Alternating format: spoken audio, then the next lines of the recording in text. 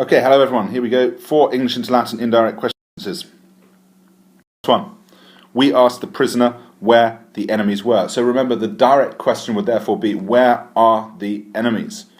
We asked the prisoner where the enemies were. So this first one, captivum rogavimus. So it's a perfect tense, rogavimus. We asked the prisoner. Therefore, because it is a secondary sequence, we need to think, okay, is this question in the past, in the present, or in the future? If it was in the past, it would be in the pluperfect. If it's in the present, because this one is a secondary sequence, it would be the imperfect, and if it were in the future, then it would be a future participle plus the imperfect form of SM, SS, esset, of to be. So we asked the prisoner where the enemies were. So here's your trigger question. We asked the prisoner, ubi, where the enemies were. It's got to be the imperfect because the actual question at the time is where are the enemies.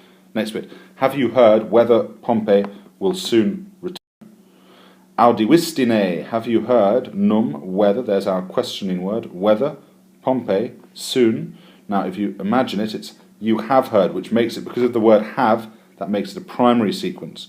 Have you heard whether Pompey will soon, here's the future participle, and here's the present form of the subjunctive, sim, sis, sit.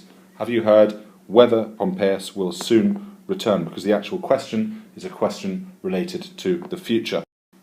We do not know where the Gauls have retreated.